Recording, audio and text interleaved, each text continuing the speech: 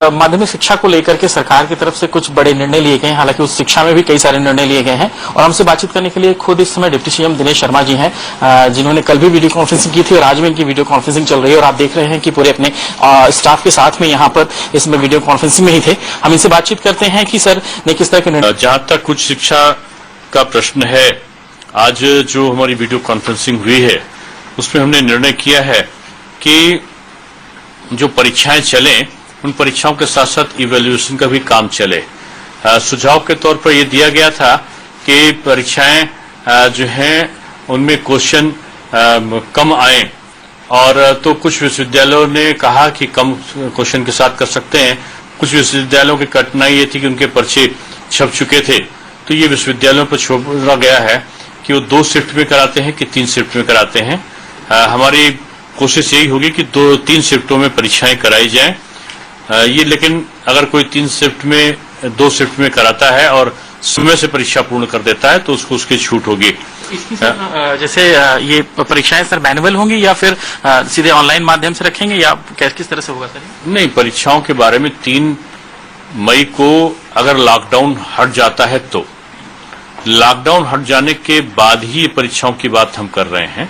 Lockdown अगर हट जाता है तो 15 मई के आसपास, 15 मई के बाद ये परीक्षाएं कराने के लिए अधिकृत होंगे विश्वविद्यालय। कुछ विश्वविद्यालय चाहते हैं कि वो पहले भी कर सकते हैं, तो अगर लॉकडाउन हट जाता है और पहले वो करा सकते हैं तो वो पहले भी करा सकते हैं।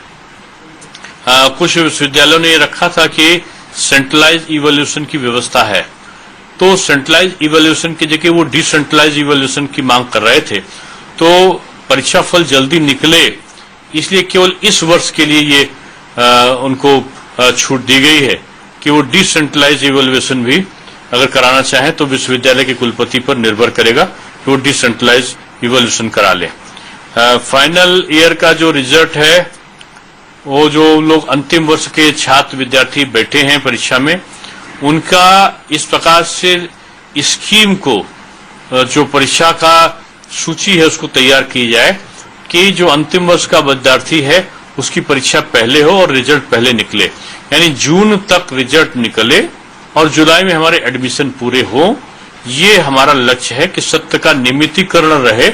अगर किसी कारण से व्यवधान पहुंचे तो जो हमारी ग्रीष्मकालीन अवकाश है या हमारा जो शीतकालीन अवकाश या कई अन्य अवकाश होंगे उनको न्यून करने पर भी हमारा विचार है कि उनको अगर हम छोटा भी कर देंगे तो हमारा सत्य नियमितीकरण चलेगा।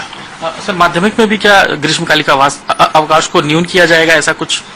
नहीं, माध्यमिक में तुम्हारी परीक्षाएं हो ही चुकी हैं, तो माध्यमिक में हमारी जब ग्रीष्मकालीन परीक्षाएं हो चुकी हैं तो जो बच्चों का सत्र अभी हम शुरू कर रहे हैं ऑनलाइन को हमने शुरू ही कर दिया है, तो इसलिए अगर आवश्यकता पड़ी तो न्यून किया जा सकता है।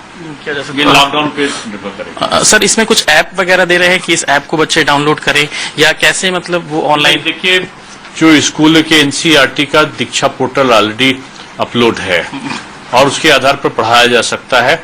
इसके अलावा कई और शिक्षा के चैनल में इस प्रकार की व्यवस्था है ऑनलाइन टीचिंग की, तो उसकी सहायता वो लोग ले सकते हैं।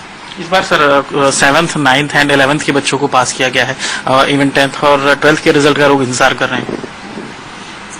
हम इनकी कॉपी को, अगर स्थितियां समान रहती 20 तारीख के बाद, तो कॉपी चेकिंग कराने पर हम विचार करेंगे। जल्दी रिजल्ट आए कॉपी चेक कराएंगे इंटर और हाई स्कूल की। माध्यमिक की क्लासेस सर ये मान के चलें कि लॉकडाउन के बाद शायद अगर सब कुछ ऑनलाइन क्लासेस हमारी शुरू हो गई है। नहीं सर, मैनुअल क्लासेस लॉकडाउन के बाद क्या ऐसा कुछ लिया जा सकता है निर्णय की लॉकडाउन खत्म हो तो? आवश्यकता पड़ेगी।